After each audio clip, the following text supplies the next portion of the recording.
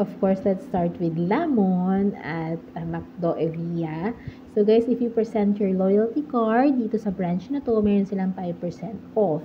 So, make it a habit to bring it with you kasi may mga benefits tayo. May mga partner si Pag-ibig actually, na may mga percent tayo na makukuha, mga discounts. So, strolling lang after our errands here at Evia.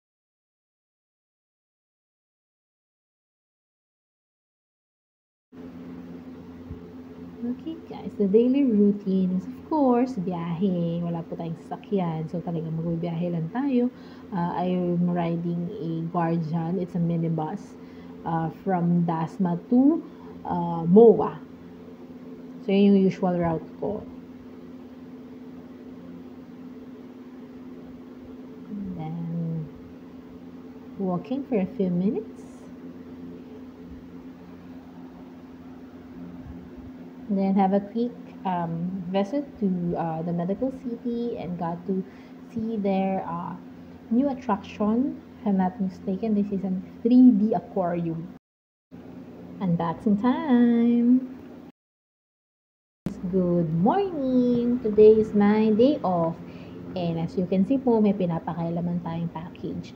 This package po is order ng aking Bobby. So ngayon tayo ang mangingialam. Dahan-dahan sa paggamit ng gunting guys ha. So this package is from Shopee. In-order niya po to nung alam ko mga 2 to 3 days ago. And this is a cellphone. Ang unit nito is Honor 6X7C. Okay, may struggle na onte sa pagbubukas ng package. Halatang hindi sanay, bara-bara lang po. Okay, ayan. It's Honor X7C. If I'm not mistaken, dito ayan. Ang kanyang capacity, ang ROM niya po is 256 GB. Ang RAM is 8 GB. Ang color nito is forest green.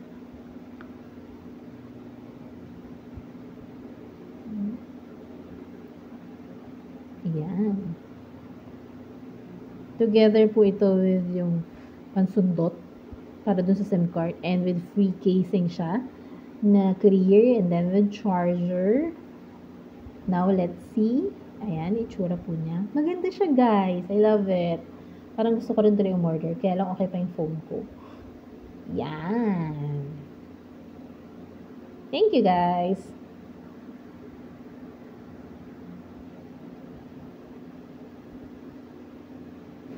Artsy 101. May new open store sa Mall of Asia which called KKB.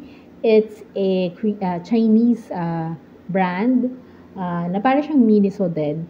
So it's this one is called Petite Block, no, na composed ng mga designs of flowers siya. So I buy 3 pampatanggal ng stress because I like building blocks talaga. Anything that you build up from scratch, no, with this kind of instructions. Kaya natutuwa ako sa mga ganito eh. This one is a mini block, orange Gerbera ang tawag sa kanya. There's 2 more pero later ko na siya i-assemble sa mga susunod na videos ko. So today ito muna ang ating tingnan on how I build this one. Well, actually, sobrang liit niyan. Then, hindi kasi ako nakasalamin. Ayun, nakita niyo pa yung aso ko tulog sa gilid. So, medyo nahirapan ako dito. May mga tinanggal akong parts. Kasi nga po, nagkakamali ako. Naduduling tayo, mga te. Pero, at the end of the day, syempre, natapos ko naman siya, no. It's really distressing. So, sa part ko. So, minsan maganda lang talaga siya. Of course, I'm working set up kasi na may times na talagang sobrang toxic. So, ito yung one of my distressing. Minsan, gusto ko din mag-paint. Yung paint with numbers, I've tried it. If I'm not mistaken, may video din ako nun. Pero nasa TikTok ko yata. Hanapin ko. And then, ipot, ko rin dito.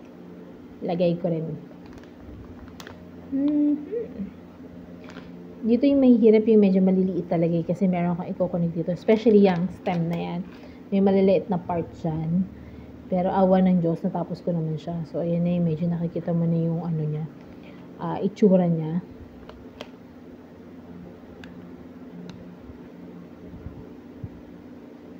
Yun na. Maganda na siya, guys. Oh. So, ribbon. Tada! Yan na yung finish na.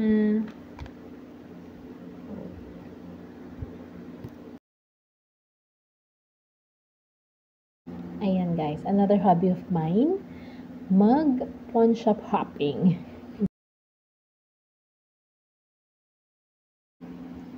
Visited one of the coffee shop near our home. Super okay dito. Got their design cute. Also, with our biryani na malapit na din sa bahay. Of course, I don't have time na to cook. So, bumili na lang kami sa labas. It's awesome. Meet our new baby. The new addition to the family named Sky.